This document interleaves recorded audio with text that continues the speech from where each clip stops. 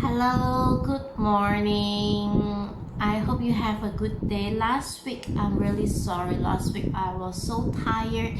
I was lethargic because of some situations, and so I did not make any video. Well, today I'm going to make a new video about the health scenes, and this week's topic. Let me adjust the camera a little bit because I'm tilting my head a lot. So this week's topic is a continuation of the 10 Wholesome Ways about greed. Actually, I did make a recording, right? But I didn't like my first recording because I was talking too fast and I don't really like it. I wasn't really in that kind of mood to talk about it. Okay, so why am I not in the mood to talk about greed? Because I see that greed is prevalent everywhere now. It is really sad. I see how do I see greed happening everywhere? I see a lot of scammers. I see a lot of people actually, using their body to gain fame and to gain fortune. It is really sad to see all these things, right? I also see morally degraded situations, okay, that are like people who can be really malicious and delusional, and then they have a lot of politics in the office just so that they can satisfy their greed. So that's why this greed topic is really unsettling, but I find that it is also very important, especially important for us to understand what greed can do to us. And greed, by all means, I can tell you, if you were to look at later when I go to the part about the every level of hell, you will be able to understand that all of it is actually tied to greed. So greed of things that are, it's not just about money, greed is not just about material. Greed is also related to our attachment to the experience that we have with the six senses of the eye, the nose, what the nose smell, what the eyes see, what the ears will hear, what the food that we taste with our tongue, what the touch that we have with our skin, the feelings of attachment that we have in our mind, that seems to tickle our hearts. Those are actually things that will cause that kind of greed to happen. It's like, for example, when you see something pleasant, you want to continue seeing the thing that is pleasant. So that is actually a greed for sight. Okay, if you were to smell a fragrance, I have known some people who just, I don't know why the obsession, you're holding something and then it's like, keep smelling about it, and then they say that, oh, I love this smell so much. It is an obsession. It is a form of greed. Okay, to be really direct and honest with you, it is a form of greed, and it is not healthy, because the moment you are detached from the greed, you are not given the opportunity to come in close contact with it, or you are taken away from it, removed from it, separated from it, then you feel sorrow. Okay, you feel agitated, you feel pain. That is actually sorrow. So it is greed in different ways. Okay, and then it's like associating with people that you feel that you really love very much. That is a greed as well. So in terms of greed, we try to maintain as impartial as possible, as objective as possible, and to be able to understand how, or the reality of the entire universe by itself. Then you will not be so attached to the greed, okay, to the things that will feed your greed. Okay, so as usual, if let's say we look at the benefits of giving up greed, okay, benefits of giving up greed it is over here. All right, because previously we have spoken about the speeches, so now we're talking about greed. Again, O Dragon King, if people give up greed, they will accomplish 5 ways of freedom. Okay, we're talking about freedoms. It's not just the benefits of it. Okay, it's 5 ways of freedom, and freedom is something that we all always wanted. it is liberation. Okay, liberation in its ultimate sense is enlightenment, because you understand things too much that you are liberated. You don't give any further thoughts. You don't worry about anything. Okay, so what is the first freedom? Freedom of bodily, verbal, and mental actions as the 6 roots. Okay, the eye, ear, nose, tongue, body, and mind are all functioning properly. You will experience that all your senses are working well, okay, but you are just not attached to what they bring in. For example, I still see maybe like, you know, take this cute little thing, for example. Can you see it? Let me adjust it a little. Yeah, you can see this is a really cute eraser, and this eraser I got it at Ubico. You know, they were closing down. So a lot of people, if let's say I bought this, it is an eraser, and if let's say, oh, it has a pen here. Okay, if let's say I am greedy, I will not use this eraser. I will just keep it for sake of keeping, right? Because it pleases my eye, it looks cute, it triggers that feeling of cuteness in me, right? If I stay greedy to it, this tool will never be able to act as a tool that it is supposed to be. It is supposed to be an eraser, so let it do the job of an eraser. Use it, right? Use it to erase off the pencil words that you have done wrongly. Okay, so that was my purpose of buying an eraser, not to keep, but I have to use it. Okay, so if I keep and I hog and I just buy all these things, accumulate all these things, this is called greed. Okay, it is an obsession, it is not healthy, and it will drive me crazy. Okay, if let's say I'm one of those obsessive people, if I buy all these things and then suddenly one piece goes missing or something, I will freak out, right? But no, that is obsessive greediness, which thankfully I don't have. So the tool was made, the eraser was made, and it is just coincidentally shaped like a cute telephone. Okay, so I got it. I'm going to use it as an eraser for my pencil works that have gone wrong. Okay, so it does not pain me that the eraser, you know, eraser, when you continuously use it, it will erode and eventually it will be nothing. It does not cause anguish. I don't feel pain because of it. Okay, and I don't feel anything parted from it. Right, so this is about greed. Okay, so when I don't have this kind of greed, this feeling like, oh, so cute, the pleasant sense of sight that I see with my eye when I see this telephone eraser, it does not occur. Okay, to me, the telephone shaped eraser is still an eraser that I will use it as a tool. So I feel liberated. There is a lot of freedom. I don't feel trapped by it. Okay, I won't suddenly feel like, oh, this thing is so cute, and then I'm not going to use it because, you know, look at it, it has dials in it. I'm going to just spend another couple of dollars buying those square kind of erasers, the normal kind of erasers. I don't need to do that because I already have erasers. I have tools over here. Okay, so that is one kind of liberation. The same can apply to those those things that you hear, okay, those things that you touch, those things that you feel, those things that the perception that you have inside your mind. Just don't be obsessed with it. Just don't be attached to it. Okay, attachment is the result of the greed that you have. Okay, I do admit I do have some attachment still, okay, because I'm still human, but I try to minimize my attachment to anything or anybody, because I know that eventually when the time is, in terms of relationships and human beings, if let's say the good karma comes together, the right karma comes together, then I will meet this person. But if let's say the karmic ties are no longer there, the karmic situations are no longer there, then this person and I may actually part ways.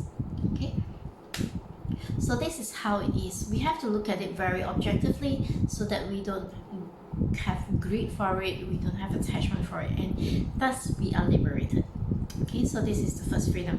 Second freedom, freedom with regard to their properties, as no enemies and robbers will be able to rob of them.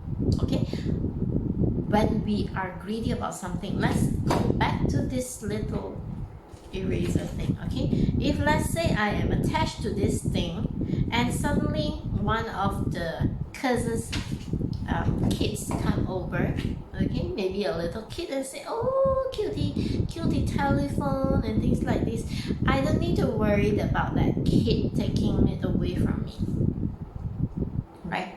Because I'm not attached to it. So you take it away from me, oh, okay, just go ahead and take it, you know. Oh, you are scamming me of $10,000 from my bank account, oh, okay, go ahead and take it. Probably you will need it actually for some particular reason, because scammers don't become scammers for no reason at all. Okay, they are doing this probably because they don't have a job, or maybe they are really in need of some kind of money, and if let's say it actually helps them, they can have the money, because money is actually also a tool. So if they are able to scam me for the money, that will be because past life I actually owe them. And if let's say they unsuccessfully do so, that's because past life they don't owe me anything. And if let's say they manage to scam me and it is not meant to be scammed away, well, the money will still come back to me, regardless of whether it will just come back to me in other ways. Okay, maybe through a job, or maybe from an offering from another company or something like this. It doesn't really matter. Okay, the money is still just a tool. Okay, you don't get attached to money. You use money to buy things to survive. Okay, for me, I am very blessed because when I need money, I always get from different avenues.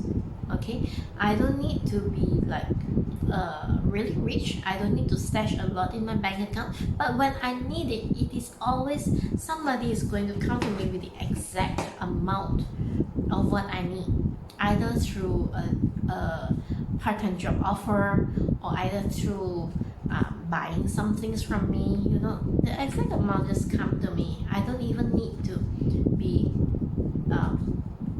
scheming or anything, right? But just remember, when all these things are tools, so when you need it, then it's useful. But if you don't need it, you just stash it away, it is not useful. Okay, so I don't need to worry if people take my money or if people scam me. I don't worry. I just know that if let's say you are a scammer and then you try to scam me, and I am aware that you are a scammer, then I will think that no, I'm not going to allow you to be able to do that. Not because I'm greedy for my money, but because I don't want you to accumulate the bad karma. If you successfully scam me, well, by all means go ahead, because I probably owe you in my past life. No? Then I pay off my debt, and then in the next life we may or may not meet again. But if we do meet again, I do hope that it's actually a situation where I am preaching Buddhism, and I want you to become a Buddha just like me. Right? This is my ultimate wish. It's something that is always inside me. Okay? So, third one, freedom with regard to good fortunes and virtues, as whatever they wish will be fulfilled readily. Okay, just like the one that I was speaking about just now. When I need something, the exact amount will actually come to me. When I desire something, that thing will actually happen. Okay, like for example, I also have some smaller encounters, like I suddenly wish for some kind of food, okay, some kind of dessert of any kind. So I may not be able to find it immediately, or I may find it like, I'm not going to buy this thing because it's like $20 in the store and I have better use of the $20 like giving out to charity, okay, to somebody who is really in need for it.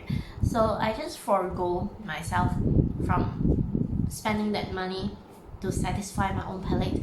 But it does come. Okay, suddenly a friend or a colleague or a relative, they will suddenly say, hey, I got this thing extra, I saw it in the store, and then hey, this is the thing, right? And I look at it, oh wow, this is actually the thing that I was thinking about. Not like 2 weeks ago, I wanted to take it, but I didn't, because I put the money to some other users. Okay, so it just comes readily to you. If you don't believe it, you can actually try. Okay, I'm open to you guys all trying it, because like me, I enjoy so much freedom. I just don't worry myself that way that I used to worry before, ever since I just make my pledge that I will just live my life to Amitabha Buddha. Buddha is actually the perfect enlightened one, right? So he has visibility of the entire plan of the universe, which I don't, because I'm not enlightened, but he is a Buddha, he is enlightened, and he gets to see the entire universe, not just one universe, but universes.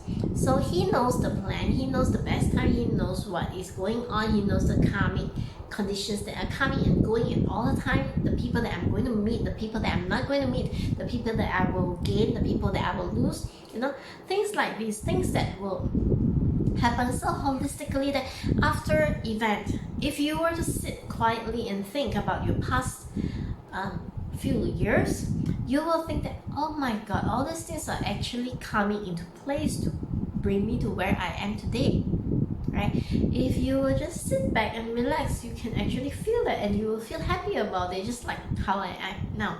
Okay, so good fortunes and virtues will just readily come to you if, let's say, you just give up greed, just leave it as is, right?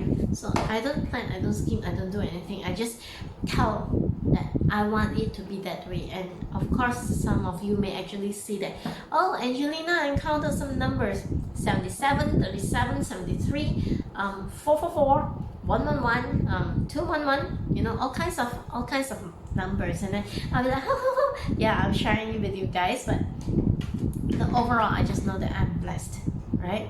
So understand that there are divine guides over there, there are divinities, and there are karma is real. Okay, so the blessings of karma is also very real. So that's why I'm doing all these Dhamma talks. I'm not here to lecture you or anybody about it, but I just want you to look at the sense of it.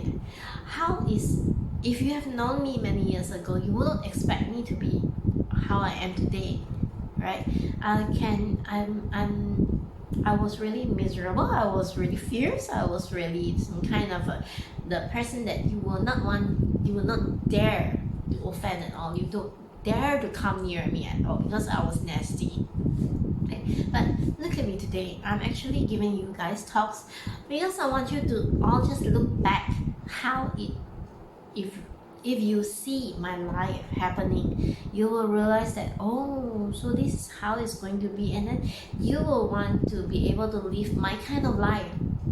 Okay, because I gave up my own rights to arranging and planning my own life, to strategizing for my own life, and I pass it over to Amitabha Buddha, who has the perfect plan for me. So has come this house, has comes this boyfriend, has comes everything that comes with it. Okay, all the friendships that I'm developing along the way, all this really awesome people that I meet. Okay, so good fortunes come, the virtues are great, and it just happens. Okay, so I hope that you get to enjoy it that way too. So number 4, freedom with regard to the social status, that they are widely loved and supported by all who also offer them precious, rare, and marvelous gifts. These precious, rare, and marvelous gifts may not always be material. In fact, it can be immaterial. It can be a friendship, a rare kind of friendship. Okay, it can be a really rare kind of time spent, a rare kind of love, a kind of universal love that it is unconditional. It is brought to you like the best gift that I have is the gift of Dhamma. Those that, the wisdom that is shared to me, and I not only get to know them, I actually get to understand them, and I am living by them. Right, so these are the real precious rare, marvelous gifts that I have just by giving up greed. You imagine if I don't give up, right? I just be as greedy as the next person who is always working, not even working, it's like scheming hard to climb the corporate ladder, to become the top person or second top person or whatever, right? There is a lot of worries, there is a lot of scheming, and there is a lot of fakeness going on in there, so you don't really get to enjoy life. But I do, because I have given up all these things, and I leave my life to Amitabha Buddha, who is arranging everything for me, so everything is like just really perfect. Anytime the good and the bad or whatever, there is no particular good, no particular bad. It's just an event so that I can be moved to the next event, right? So with regards to social status is not just about the money that you have, right? If you were to look at like the Fortune 10 top richest person in the world, of course you see a different kind of social status, right? But if you were to look at social status, like some people, they may not have that kind of money, but people love them, people adore them, you know. They don't need to be like the super rich, but still they live a very rich life. They experience life to its fullest. They get to do what they want to do, and they are awesome. Okay, so this is the kind of good fortune, the kind of freedom that you have when you give up greed. You know, the money will come. You don't need to worry about it. If you are doing really good stuff, I'll apply it to work. Okay, if your work is really good, you work hard for it, you really put your heart and soul into doing it, you don't need to worry. Okay, if let's say you encounter a bad manager, right, you will eventually, with the things that you do, you will eventually just get seen by the universe, and then you meet with people who will appreciate what you have been doing, and they want you to be part of the team, right? So this is the kind of freedom, the kind of blessings that you will get, and I really hope that you will be able to get it too, just like what I experienced. Okay, so number 5, they will be reciprocated by as much as 100-fold and better than expected, because they have never been jealous or miserly in the past lifetimes. Okay, these are the 5s. So if you do not have greed in your heart, other people's fortunes, well, you just congratulate them. It is their fortune. They have accumulated the kind of karmic conditions, and they have also rightly, you know, enjoyed their fruits of labor. They rightly just get what they get, and you celebrate their joy. You feel happy for them. You know, you really want them to be able to excel in their life. They don't get sidetracked by something else because of you know, whatever it is. So you will, without greed in your heart, you will feel that, oh, life is just so wonderful. There is so many things that, you know, the universe has to offer. You see that people get promoted, people get blessed by so many things. Some people, they will think like, oh my god, I lost a job, and then a few years later, bam, this person becomes an entrepreneur and he has his own business. You know, it is really something to be proud of. You just feel that, you feel happy for them, and happiness is something that you really cannot buy with money. No matter how much you're saying that, oh, wait a minute, because I see some people writing articles about, yes,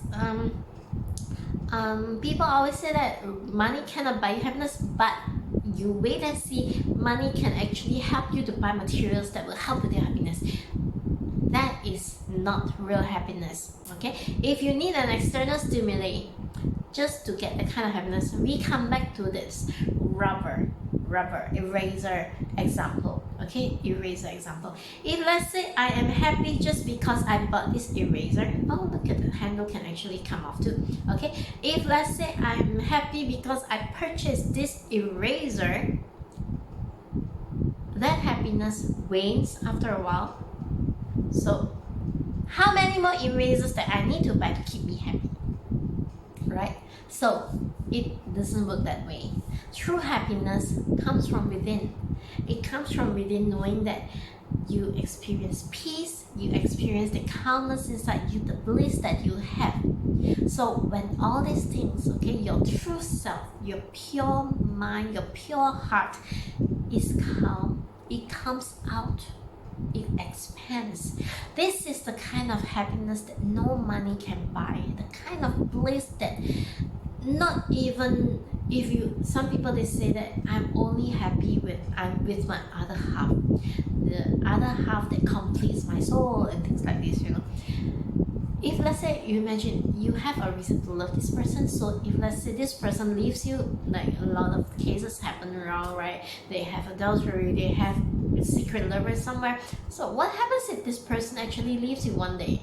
Are you going to be miserable for the rest of your life because you lost the person who you thought is your soulmate? So that kind of happiness is also not sustainable, right?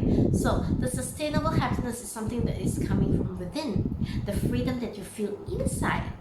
But that freedom can only happen if you are not readily attached to the external stimuli. Okay, so this is the topic about greed, and I hope that you will actually be able to see beyond just monetary greed, beyond material greeds, beyond the attachments that we all have, each of us. The moment that we are born, you know, the very first moment that we are born, we are already attached to something. We were crying because we were attached to the kind of security we feel inside our mother's womb. But that too, when you're inside your mother's womb, when the mother drinks a hot water, okay, a hot soup, right, what the baby feels is like the heat from hell. And if the mother drinks a cold drink, an iced tea, for example, for a hot day, the moment the mother drinks an iced tea, the baby actually feels the kind of piercing cold, which is torturous. But because of being accustomed to this kind of feelings, the baby inside, with all its ignorance, will feel attached to this kind of situation. But if it's secure, despite being attached to such extreme situation, it feels secure inside and it is attached to the womb. So when the baby is born, it cries because it lost that kind of security that it was attached to. So eventually, after he got used to his new surroundings outside of the womb, he started to associate with the kind of the motherly touch, the father's voice, the siblings treatment and everything. Then there comes new attachment, and all these things are conditional. Okay, they are conditional by the birth, by death, by diseases, by changes. So it is also not something sustainable. So always remember, the only sustainable thing comes from within, our pure heart, our Bodhi heart, our Buddha within. So this is the thing that I try to bring out when I share the Dhamma talks in my talks here. Okay, I want you to realize this. I know a lot of people, you all may have a lot of difficulties in understanding this. I know, because when I do Dhamma talks, I have already said it from the start, I don't expect to get a whole new social status where people just follow me and things like this. But I give Dhamma talks because there is bound to be some of you whose karmic conditions are right and can benefit from this talk. Okay, it can be just one person, I don't really care, but what I care is that you listen and you practice. Okay, so if they dedicate their merits and virtues to the unsurpassed perfect enlightenment, when about this foregoing greed, letting go of greed, when later they become Buddhas, they will get offerings respectfully from the celestial beings. Okay, celestial beings is not even mortal anymore.